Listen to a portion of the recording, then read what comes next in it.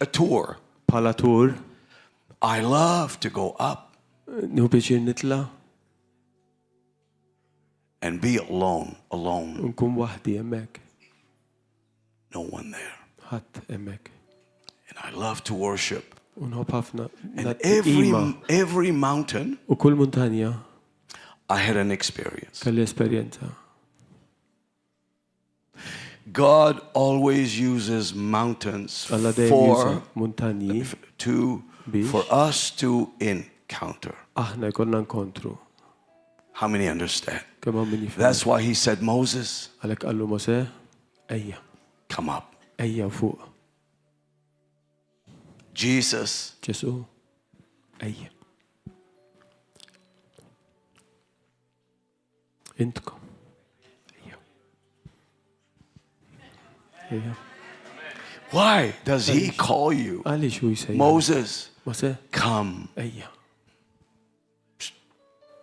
He disappears. U tisparixxa. And the people said, U n-nies qalu, where is that Moses? fejn hu dak Mosè?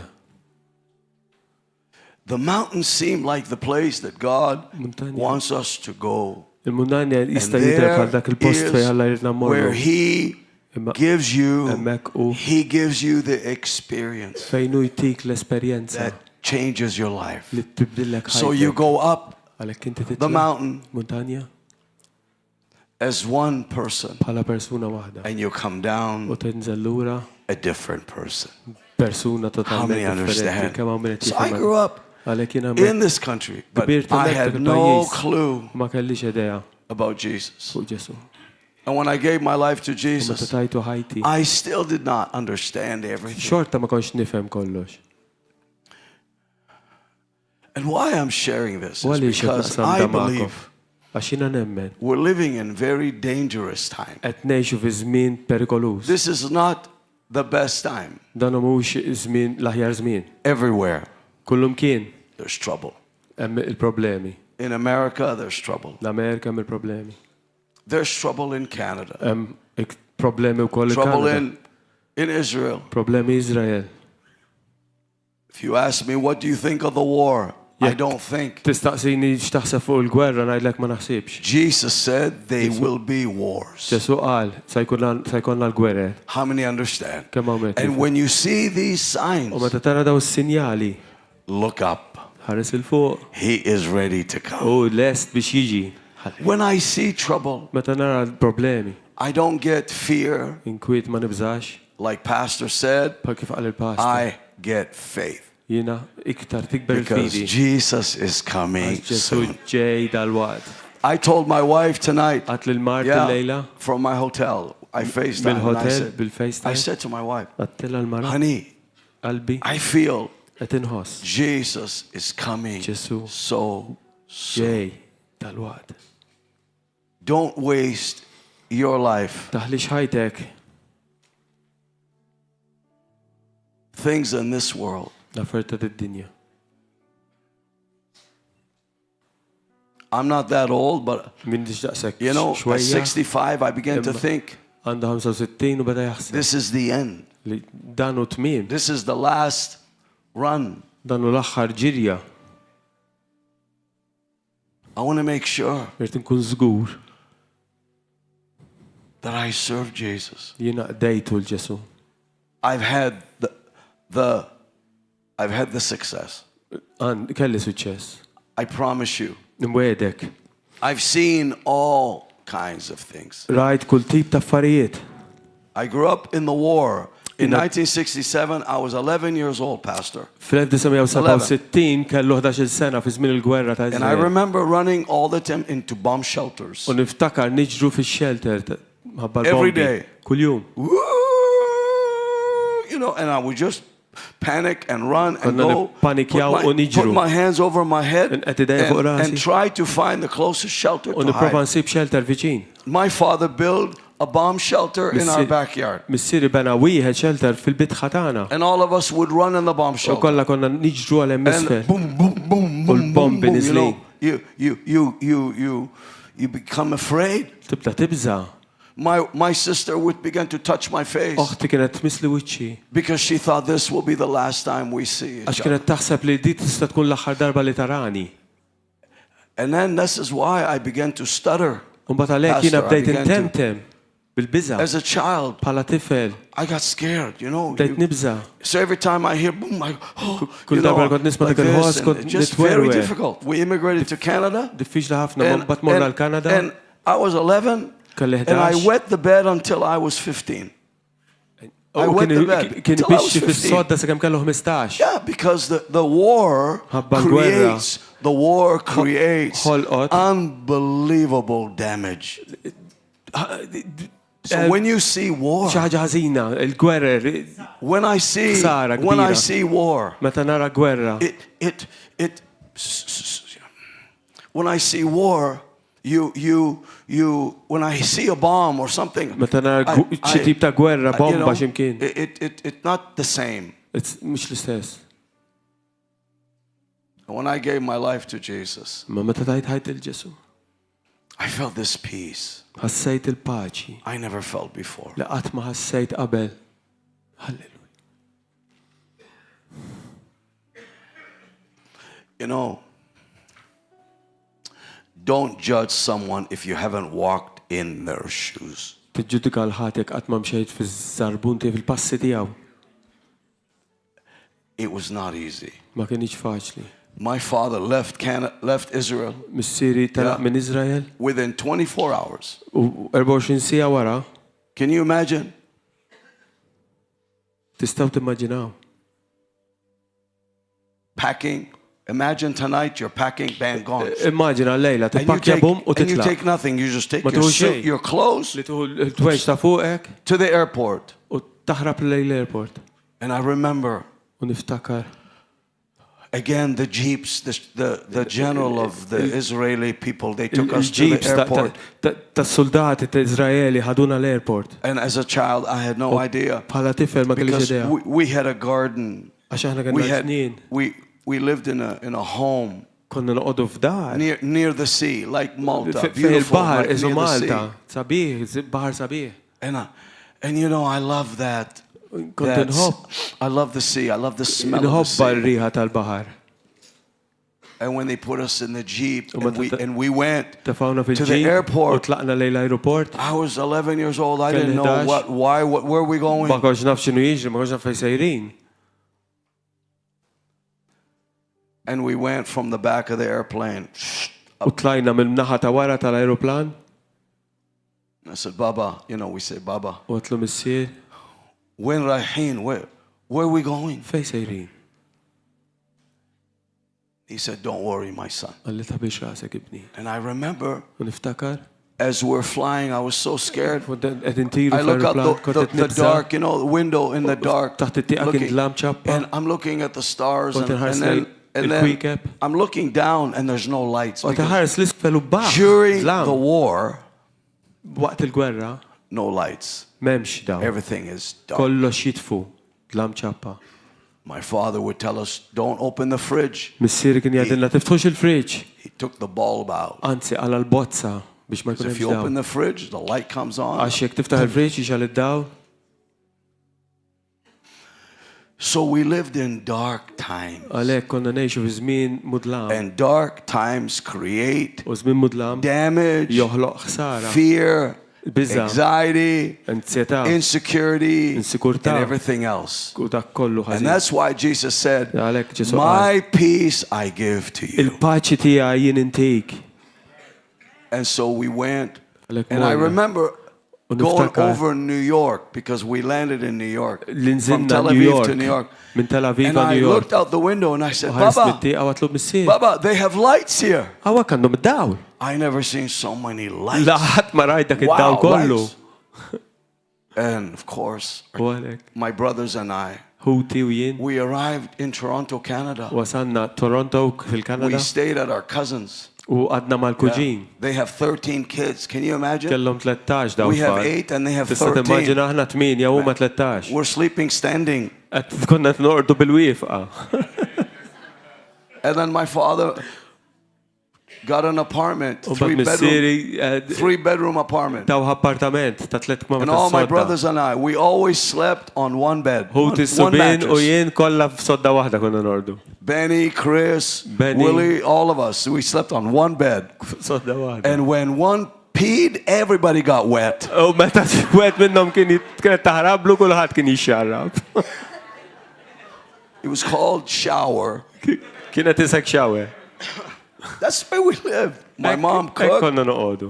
Ommi My mom didn't know anything. She ma was so kienet taf sweet. xejn, kienet ħelwa wis. She took toothpaste, you know, toothpaste, and she began to clean the wall with Kienet toothpaste. tuħu toothpaste u titnaddaf il-ħajt bih. And we lived very simple. Konna ngħixu ħajja sempliċi. Just recently, I saw a picture. Riċentament rajt ritratt Yeah. When I was 11. meta kelli 11 sena. And I showed it to my grandson. U rejtu lil-naputi, I t-tifel have a ta' tfal. grandson named Henry. Dana jismu Henry u I kol. said, Henry, come here. Għatlu isma law Henry. He goes, and he looks just like me. U jisu jien, You know, jixbaħni even ħafna. my daughter says he looks like you. Anka t-tifla tijaw tajdlu, da So when I was jixbaħli. 11, Ek me kelli 11. and him and I look exactly the same. U jien nixxipu ħafna. But he has everything. Mu kollox. He has Għandu kollox. rollerblades and, you know, he has everything. Għandu kollox. And I remember U jien niftakar. I had nothing. Jien ma kelli xej. We lived in this small apartment, Pastor. Konna ngħixu f'appartament żgħir. I'm not lying. Minix nikdeb. One mattress. Saqqu wieħed. And my mom would cook. U għomi kienet issajjar. The water tasted different. L-ilma kien jintam differenti. I used to say the Canadian water Kon nduq dak il-ilma Kanadiż. tasted different Kien jintam differenti. because everything was different. Għax kollox kien differenti. When you relocate, Meta inti tmur toqgħod x'imkien ieħor, God used that relocation Alla juża dik li inti mort x'imkien ieħor to protect us. biex jipproteġina.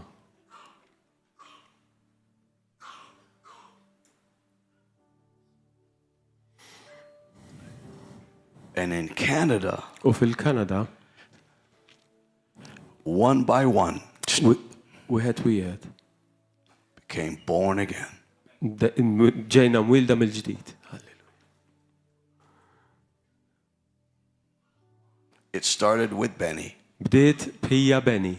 And some of you know, he was the weakest of all the brothers. U kien l-iktar mill-aħwa li kien dajjef. The weakest. L-iktar wieħed dajjef. No sports. Ma kienx jilgħab sport, He's scared. jibża, Can't talk. ma setax jitkellem. Every time my cousins come, he'd be under the table. Meta l-kuġini kienu jiġi jarawna u kien jitol taħt il-mejda. And my father say, come on out and be a man. Missieru kien jgħid oħroġ minn hemm u kun raġel. And I'll never forget Qatt ma ninsa that the weakest li l-iktar wieħed dajjef became born again. ġie mwieled mill-ġdid. And God used the weakest U Alla uża l-iktar wieħed dajjef to save all my biex brothers, issalva l-ħuti kollha. all my sisters, Ħuti n-nisa wkoll. all our children now. It-tfal tagħna kollha issa. Because God sometimes will use Għax Alla what you would tant never use. Juża dak li int qatt ma tuża. Amen. And that's how we became Christians. U hekk sirna Kristjani. Born again Christians. Wildin mill-ġdid Kristjani. Why I'm telling you this Għaliex qed tonight ngħidilkom dan lejla? is because this. Għax mħabba din. And I know I'm not dressed like supposed to, like white suit. I wish I U had a naf white minix suit and a libes white tie il-libsa like bajda yours. bħal ben. Man, you look amazing. Kemm moħelu l-pastor. Last night I didn't sleep at all. Ma sderqat Not xejn even a lejla minute. għada. I got up this morning. Dalodu. I didn't sleep, Ma raġ. and honestly I had breakfast, Istament ħadd went il-breakfast. for a walk, Mort passiġġata. came back and came to church. lura u ġejt il-knisja dal-għodu. Went to have a couple hours sleep. Mort you know? norqod satejn. And I thought, oh, I don't want to go tonight. U sibtu m'għandix ħabtet immur lejla. Oh Lord, let Oh, let Mulej. pastor, you know. Ħalli l-pastor. But then the Holy Spirit spoke to Ma me. l-mat il-Spiritu Santu kellimni. Now here's what I like to share Issa din li nixtieq for naqsam. just a few minutes. Ftit minuti. We all have choices. Kollha kemm aħna għandna l-għażla. We make choices Għażliet nagħmluhom every day. kuljum. We choose Aħna nażlu to receive biex nirċievu or jew reject. nirriġettaw. Very simple. Sempliċi ħafna. I rejected before I received. Jiena kont nirriġetta qabel irċevejt. I told my brother, you're crazy. L-ħija għatlu int miġnun. You are crazy. Inti tek. And I did not receive. U ma rċevejt xejn. Oh, my mother. L-ommi, My sister got saved first. oħti kien ġiet Young salvata one, l-ewwel. Mary. And then Sammy. L-ewwel Mary, mbagħad Sammy, And then Willie. u mbagħad Willie, And the rest. u l-qbija I was the last one. jien kont l-aħħar. I was hard-headed. Jien kelli rasi jibsa, I said, no. għat le. We were all in Israel Konna kon where l-Iżrael. Jesus was there and nobody wanted him. Fej Ġesu And kien hemm u ħadd ma riedu. we live in the cold snow. U Everybody issa wants qegħdin him. f'dil-kesħa. So I rejected him. And Reġetta. my mom U ommi would pray kienet titlob all the time. il-ħin kollu. And during that time, U f'dak iż-żmien I had a difficult life, difficult time. kelli ħajja differenti, With my diffiċli. education, Bl-edukazzjoni diffiċli, with my life. bħajti. And to be honest, U biex nkun onest, I got around the wrong crowd. kelli klikka kont nagħmilha magħhom ħażina. And my father used to say to me, U missier kien jgħid min bit'asher, bitsir zejju. That means who you hang around, you'll be just like ma' min them. tagħmilha issir. Ma' min tagħmilha issir. He used to always say that. Dejjem kien jgħid li hekk. He died in 1982, but Miet I remember him saying, fil-1982 u niftakru jgħid. min bit'asher, who you're with, Ma' min tagħmilha you will become just like them. bħalhom issir eżatt. Amen. And I became like them. U I nsir became hekk sar. a drugs and all the stuff I did because I was hanging around with these people. Beta daħlet id-droga These f'ħajti u are dak the l-affarijiet people kollha that li I għamilt. became alike. Għax għamilta ma' daw in-nies, sirt bħalhom. My decision Id-deċiżjoni tiegħi was to Kienet- separate myself. biex nissepara lili nnifsi. And at that time, U f'dak iż-żmien I made a decision. għamilt deċiżjoni. And this is what I want to talk to you about. U din irid nkellimkom fuq din. It's your decision, Id-deċiżjoni hija tiegħek, not mine. mhux tiegħi, It's yours. tiegħek. Each one of you Kull wieħed waħda minnkom have a choice. għandkom għażla. And your choice U l-għażla is a gift from God. hija don mingħand Alla That He says you li choose, jgħid you choose inti today għażel illum whom you may serve. lil min se taqdi. And when I chose, U meta żilt it wasn't easy. ma kienx I said, faċli. okay, I choose. Għatlu all right. And my choice, U l-għażla tiegħi I accepted Jesus. li kienet li aċċettajt il-Ġesu. That was a choice. Dik kienet għażla. Many times Ħafna drabi we don't choose. aħna ma nażlux. We let someone influence our choice. Nħallu xi ħadd ieħor jinfluwenza l-għażla And when tagħna. we do, U meta nażlu our choice, L-għażla tagħna. listen, to accept Jesus, biex naċċettaw yeah, Ġesu. this choice is eternal. This choice is eternal. Di l-għażla hija eterna. When I married my wife, that was a choice. Meta żewweġ il-mara kienet But it's- għażla. Look, it's not eternal. Imma mhux dik mhux eterna. Did you all hear that? Smajtu għadi? Because marriage is not eternal. Għax iż-żwieġ mhux etern. What you make each day, your choices, L-għażliet li Think. tagħmel kuljum aħseb. there is temporal choices and eternal choices. Hemm għażliet tad-dinja u hemm għażliet eterni. Your choice, L-għażla tiegħek when you choose, fejn inti tagħżel. they are forever. Hemm għal dejjem.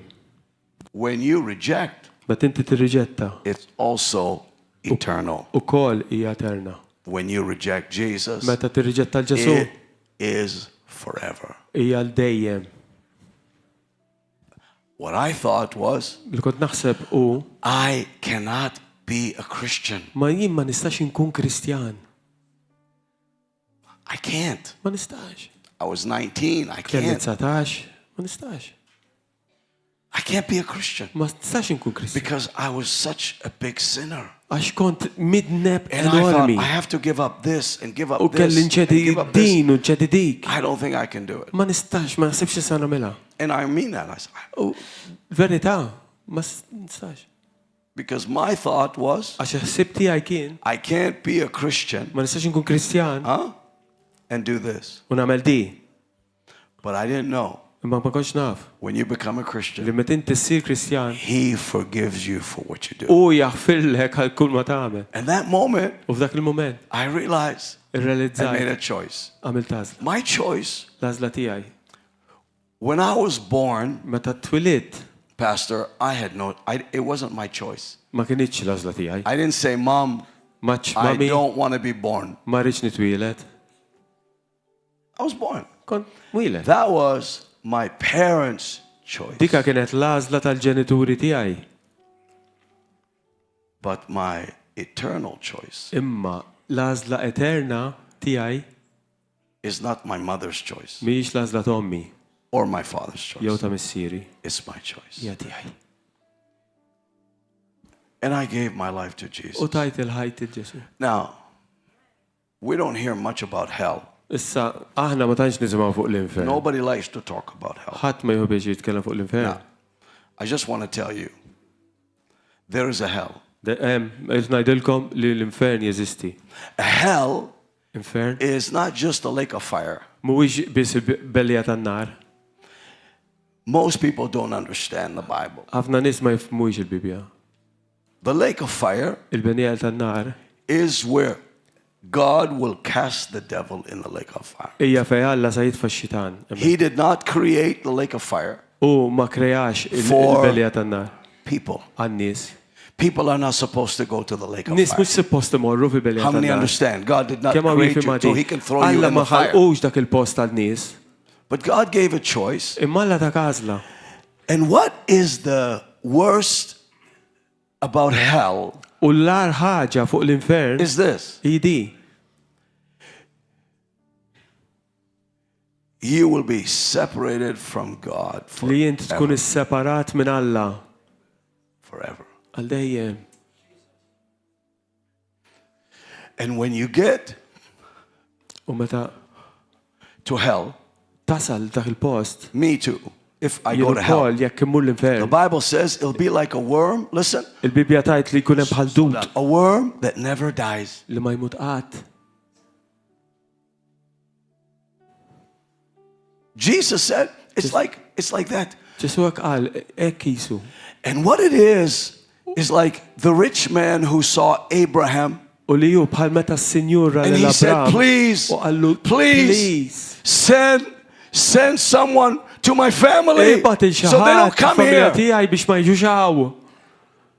Amen. He said, Moses, somebody a prophet. Xaħat ibat Mose profeta. And then he said, even if they raise the dead, they won't believe. U Abram qallu anke qajmu l-mejtin mill-mewt xorta ma jemnux. And they rejected. U reġettaw. And when they rejected, U meta listen, reġettaw, everyone, the door il-bib jingħalaq. closed.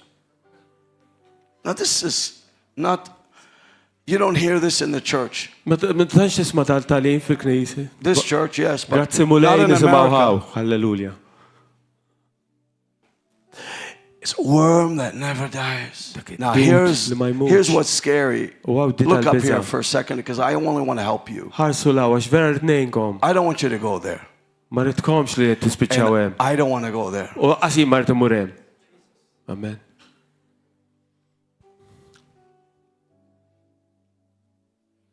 It's a place that you'll have to hear. U post fej trid tisma' Listen, you have to hear me preach again. trid tisma' li nipridka, nerġa' nipridka. And you will hear the gospel again. U terġa' tisma' And l-Vanġelu. you'll say, yes, yes, yes, because when you're in hell, the worm that never dies, you say, Jesus, help me! Għax meta tkun l-infern fejn dak id-dut ma jmutx tibda tajjed lil Ġesu biex jgħinek. Suddenly, U daqgħu l-ħin. you're back in hell again. You'll l-infern. You'll hear it again and Terġa' again tisimgħu, terġa' tisimgħu. and again, and you cannot be saved. U ma tistax tiġi salvat minn dak il-post. Hell is a place where you're here L-infern again huwa what fejn you tisma' said no. u terġa' tisma' dak li jint irreġettajt. This is what you go to hell and you say, oh, I don't want to be here. I don't want to be here. Help me. And there'll be nobody there to help you. Mħadd li jista' jgħinek. Oh, my friend's going to be there. You're not going to see your friend. Forsi hawn min jgħid, ħbib tiegħek kollha se jkunu hemm. The Min se Bible tara ħadd says minnhom. it's a place of darkness. Il-Bibja tajt hemm dlam And please biss. hear me, you cannot see yourself. Ma tistax tara lilek innifsek. And let me tell you, in the darkness where there's nothing, no existence of light, Fejn m'hemm you'll xejn be l-ebda screaming, esistenza ta' dawl. you'll be screaming. And that's why Jesus said, Tibda twerżaq. you're gnashing of teeth. U għalhekk Ġesu qal tibda teżżes What's that snienek. mean? That means fear. You Tfisser go, biża. Biża kbira. and you come out, and you'll hear the gospel again. toħroġ u terġa' And you tisma' go, l-Vanġelu. yes, La yes. iva. Back again, U terġa' you tispiċċa. will continually be separated. Għall-eternità separat minn Alla. You're trying to scare me. I'm not trying to scare Forsi you. tgħid li qed tipprova tbeżżani. This is, like Pastor said, the Bible. Kif qal il-pastor dan il-Bibja. You think God wants you to have that? Taħseb li Alla jridek li inti spiċċa hemmhekk? No. Le. He sent his son. Bat il-libnu. I give you my son. Intkom libni. I have a son. Jien għandi iben. Okay? You touch my son, I'll kill you. Tmiss il-libni, naqtalek rasek barra. It's like this. Ekku.